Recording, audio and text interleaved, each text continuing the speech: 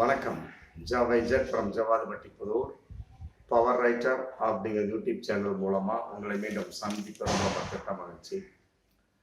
அத்தோட எங்கள் சேனலை சப்ஸ்கிரைப் பண்ணுங்கள், பெல் பட்டன் அழுத்த மறந்துடாதீங்க.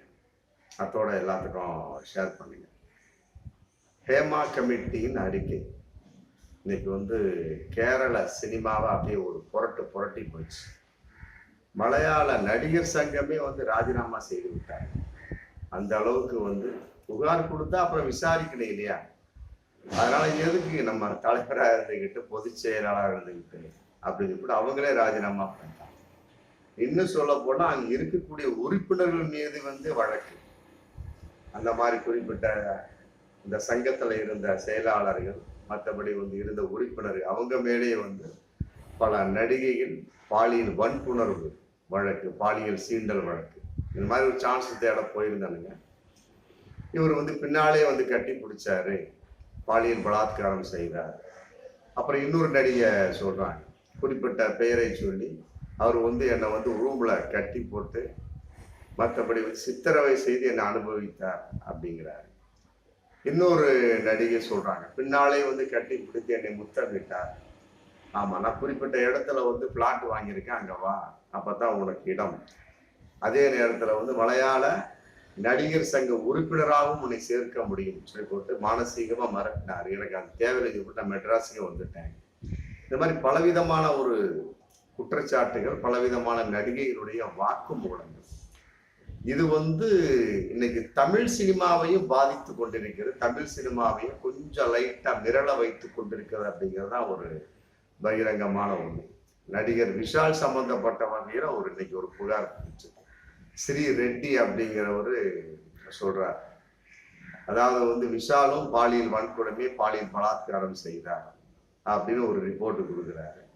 விஷால்கிட்ட கேட்டா அப்படின்னா, அப்படியா, ஸ்ரீ ரெட்டி அப்படிங்கிற ஒரு நடிகை எனக்கு தெரியாது, மற்றபடி அவர் செய்த சேட்டைகள் எனக்கு தெரியும் அப்படின்னு போட்டு சொல்லிட்டு, அப்படிப்பட்ட ஆளா இருந்தா நீங்க செருப்பாலே அடிங்க அப்படின்னு போட்டு சொல்றார் நடிகர் விஷால், நம்முடைய தமிழ் நடிகர். அதுக்கு அந்த ஸ்ரீரெட்டி சொல்றாங்க, என்கிட்ட நிறைய செருப்பு வச்சிருக்கிறேன் அடிக்கிறதுக்கு அப்படின்னு போட்டு அந்தமா சொல்றாங்க. இப்படி ஒரு விஷயமா இன்னைக்கு தமிழ் சினிமாக்குள்ள இருந்து பலவிதமான ஒரு புதையல்கள், பலாத்கார புதையல்கள், பாலியல் சீண்டல் புதையல்கள், ரகசியங்கள் கொஞ்சம் கொஞ்சமாக வெளிவந்து கொண்டிருக்கும். பொதுவா அந்த ஸ்ரீரெட்டி அப்படிங்கிற நடிகை ஆல்ரெடி விமர்சனத்துக்கு உள்ளானவர். பலவிதமான நடிகர் அந்த மீ2 சம்பந்தப்பட்ட வகையில் ஏகப்பட்ட நடிகர் மேல புகார் கொடுத்தாரு. இன்னைக்கு இந்த ஹேமா கமிட்டியின் வெளிப்பாடாக தமிழ் சினிமா மீத அவரு நடிகர் விஷால் மேல இந்த மாதிரி பாலியல் வன்கொடுமை செய்தார் அப்படிங்கிற மாதிரி சொல்லிட்டு இருக்கிறாரு. அதே நேரத்துல நடிகை மற்றபடி இயக்குனராக இருக்கக்கூடிய லட்சுமி ராமகிருஷ்ணன் டிவியில கூட நிறைய பேட்டி கொடுப்பாரு. டிவியில சில ஒரு குறிப்பிட்ட ப்ரோக்ராம் பண்ணிட்டு இருக்கிறார். அவரு இன்னும் கொஞ்சம் ஓப்பனாவே சொல்றார். அதாவது இந்த காலத்தை பொறுத்த வரைக்கும், அதாவது விஜய், அஜித், கார்த்தி, சூர்யா அந்த சம்பந்தப்பட்ட நடிகர்லாம் அந்த மாதிரிலாம் பாலியல் வன்கொடுமை, பாலியல் சீண்டல் செய்தது இல்லை. மற்றபடி இதற்கு முன்னால நடிகர்களா இருந்திருக்காங்க பாருங்க, பெரிய பெரிய நடிகர்கள், அவங்களாம் சொல்லலாம் ஏகப்பட்ட பேர். ஆமா, நாட்டையே ஆண்ட நடிகர்லாம் இருக்கிறாங்க. அவங்களாம் ஏகப்பட்ட பாலியல் வன்கொடுமை, பாலியல் இதெல்லாம் செஞ்சிருக்கிறாங்க. அவர்கள்லாம் தப்பிச்சு போயிட்டாங்க. இப்ப இருக்கக்கூடிய நடிகர்கள்லாம் ரெண்டு ஒன்று செஞ்சுட்டு இருக்கிறாங்க. குறிப்பிட்ட சில நடிகர் பேரையை சொல்லிட்டு அவர்களெல்லாம் செய்யவில்லை அப்படின்னு சொல்லிட்டு, மற்றபடி அட்ஜஸ்ட்மெண்ட் அப்படிங்கிற படுக்கை பகிர்தல் அப்படிங்கிற விஷயம் தமிழக சினிமாவிலே இருக்குது அப்படின்னு சொல்லிட்டு நடிகை லட்சுமி ராமகிருஷ்ணன் ரொம்ப பப்ளிக்கா பேசுறாங்க. பொதுவாகவே இது சம்பந்தப்பட்ட வகையில இன்னைக்கு அது மிகப்பெரிய பிரச்சனையாகவும் பிரபலியமாகவும் போயிட்டு தான் இருக்கு.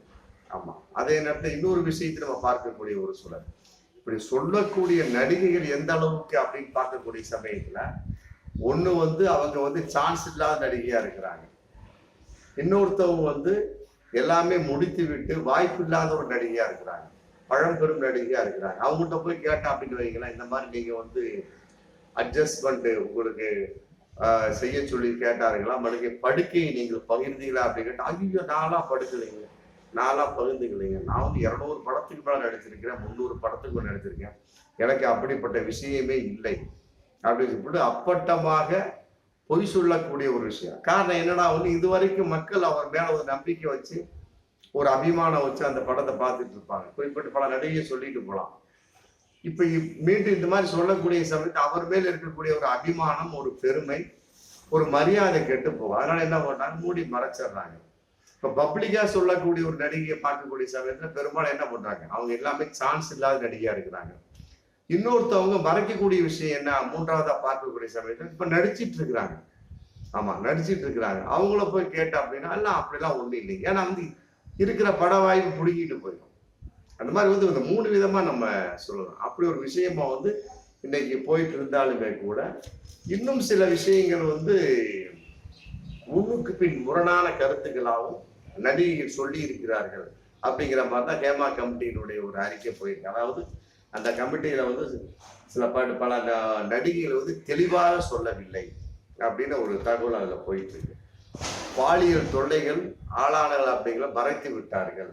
மற்றபடி புகார் கூறும் நடிகைகளுக்கு பட வாய்ப்பு கிடையாது. அப்படியே வந்து நடித்து கொண்டிருந்தாலும் முன்னணி நடிகையா இருந்தா அவர்கள் புகார் கூற விரும்பவில்லை, ஏன்னா பட வாய்ப்பு போயிடும் அப்படிங்கிற கான்செப்ட். இதையெல்லாம் விட மது, மற்றபடி போதை கலாச்சாரங்களை வந்து மலையாள படம்ல ரொம்ப பகிரங்கமா போயிட்டு இருக்கு. இதையெல்லாம் விட இன்னொரு விஷயம் வந்து சிறுநீர் கழிக்க கூட வந்து நடிகைகளை வந்து விட மாட்டாங்க. ஆமா, எங்க போறோம் அப்புறம் பப்ளிக்கா இருக்குன்னா ஒரு குறிப்பிட்ட தூரம் போய் சுத்தி வர சேலையை கட்டி உட்காந்து அப்புறம் தான் யூரின் போயிட்டு இல்லை நடிகைகள் வருவாங்க. அப்படி ஒரு கேவலமான ஒரு சூழல். அதை கூட வந்து படம் பிடிக்கக்கூடிய ஒரு சூழல்லாம் இன்னைக்கு நடந்துட்டு தான் இருக்கு. அதையெல்லாம் வந்து இன்னொரு விஷயத்தையும் சொல்றாங்க. அந்த ஹேமா கமிட்டி ஒரே ஷாட்டை மீண்டும் மீண்டும் மீண்டும் எடுப்பாங்களாம். ஒரு முத்தமிடக்கூடிய ஒரு விஷயம், ஒரு கட்டி பிடிக்கக்கூடிய ஒரு விஷயம், ஒரு காதல் சாங்ஸு, ஒரு கற்பனையான ஒரு இதுக்கு கசமுசா சாங்ஸ், குத்தாட்டா சாங்ஸ் அப்படிலாம் ஷாட்டு உட்காரலாமா, ஷாட்டு சரியில் வந்து திரும்ப திரும்ப திரும்ப எடுத்து ஒரு அதுல அபிமான ஒரு நடிகர் தான் வேண்டுமென்றே கட்டி பிடித்து முத்தம் கொடுக்க அவரை வைப்பதற்காக வேண்டுமென்றே ஷாட் வைப்பாங்க. அந்த மாதிரி நடந்திருக்கான் மலையாளத்துல ஏகப்பட்டது. தமிழ்லையும் நடக்குது, மலையாளத்துல மட்டும் கிடையாது. சினிமானா அவ்வளவுதான் முடிஞ்சு போச்சு, நடிப்பாங்க. அதெல்லாம் வந்து பப்ளிக்கா இதெல்லாம் வந்து பண்ணு சொல்லப்பட பழைய ரிப்போர்ட்ஸ். அதையெல்லாம் விட முன்னணி நடிகர்களுக்கு இதுல வந்து நிறைய தொடர்பு இருக்கு அப்படிங்கிற மாதிரி இந்த ஹேமா கமிட்டி சொல்றாங்க. அதே நேரத்தில் கவர்ச்சி உடை அப்படிங்கும் போது அதுக்கு டைட்டா போடணும், ஃபிட்டா போடணும், உடல்ல இருக்கக்கூடிய பாகங்கள்லாம் தெரியணும், அந்த மாதிரி வந்து வற்புறுத்துவாங்க. அதே நேரத்தில் ஹோட்டல்ல வந்து அறை எடுத்து நடிகை எடுத்தாங்கன்னா நைட்ல வந்து திடீர்னு கதவை தட்டிட்டு போயிடுவாங்க ஒரு 12 மணி 1 மணிக்கு. அப்புறம் என்ன பண்றாரு, அந்த நடிகை தூங்கவே முடியாது. அவ்வளவுதான், காலையில வந்து டைலாக் வந்து தப்பா சொல்லி டைரக்டரை வந்து குட்டுவாங்க. அந்த டைரக்டரை கூட அந்த கதவை தட்டிடுவாங்க, சொல்ல முடியாது. அதான் நடிகைகளுடைய இன்றைய நிலை, அன்றைய நிலையும் அதுதான். அதே நேர படுக்கையை பகிர்ந்து அட்ஜஸ்ட்மெண்ட் கான்செப்ட் இதெல்லாம் வந்து இன்னைக்கும் இருந்துகிட்டு தான் இருக்கு. நடிகைகள் வந்து நடிகர்கள் மேல பாலியல் வன்கொடுமை, பாலியல் சீண்டல், பாலியல் வன்கொடுமை சொல்லிட்டு கம்ப்ளைண்ட் கொடுக்குறாங்க. அது எந்த அளவுக்கு உண்மை அப்படிங்கிற ஒரு கேள்வி இதுல இருக்கு. ஆமா, அவர்கள் சொன்ன உடனே இந்த ஹேமா கமிஷன் ஏற்றுக்கொள்ளக்கூடாது, போலீஸார் ஏற்றுக்கொள்ள தீர விசாரிக்கணும். அது தவறா இருந்தா அவங்க மேல ஆக்ஷன் எடுக்கணும். ஆமா, அதுல மாற்று கருத்து. பாருங்க, இப்போ ஒரு பேட்டி இதுக்கு வந்திருப்பாரு, நடிகை ஷகிலா வந்து பேட்டி கொடுத்துருக்காங்க. அதாவது இப்போ ஒரு படத்துல நடிச்சிருக்காங்க. அந்த படத்துல வந்து ரூபஸ்ரீ அப்படிங்கிற ஒரு நடிகையும் நடிச்சிருக்கிறாங்க. ஷகிலா வந்து ஒரு சின்ன கேரக்டர்ல வந்து போகக்கூடிய ஒரு விஷயம். 2 பேருமே ஒரே இடத்துல நடிச்சுட்டு ஆப்போசிட் ரூம்ல தங்கி இருக்கிறாங்க. திடீர்னு வந்து பயங்கரமா கதவு தட்டக்கூடிய ஒரு சவுண்டு கேட்டிருக்கு. நடிகை ஷகிலா வந்து அவரோட தம்பியோட வெளியே எந்திரிச்சு போயிருக்கிறார். பார்க்கக்கூடிய சமயத்தில் 4 பேர் ஃபுல் லோடு தண்ணியை போட்டு அந்த ரூபஸ்ரீ இருந்த ரூமை வந்து கதவை தட்டியிருக்கிறாங்க. தட்டி வந்து வெளியே வா அப்படின்னு சொல்லிட்டு கூப்பிட்டு பாலியல் வன்கொடுமை, பாலியல் சீண்டர் அப்படின்னு சொல்லிட்டு ஒரு சப்ஜெக்டுக்கு கூப்பிடுறதுக்காக வெளியே நின்று அந்த நடிகை மிரட்டினார்கள். ஏன்னா ஆமா, அட்ஜஸ்ட்மெண்ட்டுக்காக கூப்பிட்டாங்க சொல்லிட்டு நடிகை ஷகிலா வந்து இன்னைக்கு பேட்டி கொடுத்துருக்காங்க. அந்த பேட்டியை பார்த்து அந்த உரிய நடிகை ரூபஸ்ரீ என்ன பேட்டி கொடுத்துருக்காங்க அப்படின்னா, அப்படிலாம் ஒண்ணுமே நடக்கவே இல்லை அப்படிங்கிறாங்க. இப்ப நீங்க எதை நம்புவீங்க? நடிகை ஷகிலா சொன்னதை நம்புவீங்களா, நடிகை ரூபஸ்ரீ சொன்னதை நம்புவீங்களா? இந்த ரூபஸ்ரீ என்ன சொல்றாங்க, அப்படிலாம் ஒண்ணும் இல்லைங்க, அதாவது வந்து அந்த ஷூட்டிங்ல அது இருந்தது உண்மைதான், ஆமா, நானும் ஷகிலாவும் நடிச்சது உண்மைதான். ஆப்போசிட் ரூம் கொடுத்துருந்தாங்க, தங்கிக்கிட்டோம். அதுல எந்த ஒரு மாற்று கருத்தும் இல்லை. திடீர்னு ஒரு 12 மணி 1 மணி வாக்குல ஒரு 4 பேர் வந்து கதவை தட்டியதெல்லாம் உண்மைதான். எதுக்கு தட்டினாங்க அப்படின்னா, அதாவது வந்து இந்த ஷூட்டிங்கை முடிச்சுட்டுப்பா அடுத்த ஷூட்டிங் எனக்கு வந்து போகணும், இது மாதிரி டாக்ஸி, ஆமா டிரான்ஸ்போர்ட் வந்து புக் பண்ணி கொடுங்க அப்படின்னு சொல்லியிருந்தேன். ஆனா இவங்க என்ன பண்ணாங்க, அது இப்போதைக்கு முடியாதுன்னு சொல்வதற்காக தட்டி, அதை சொல்வதற்காக கதவை தட்டி என்னை கூப்பிட்டாங்க. மற்றபடி வந்து கதவை நான் திறக்கவில்லை, அப்படின்னு நான் கண்டினியூ கொண்டு போயிட்டேன். மற்றபடி வந்து என்னை வந்து பாலியல் சீண்டலுக்காகவோ படுக்கைக்காகவோ அட்ஜஸ்ட்மெண்ட்டுக்காக கூப்பிடவில்லை.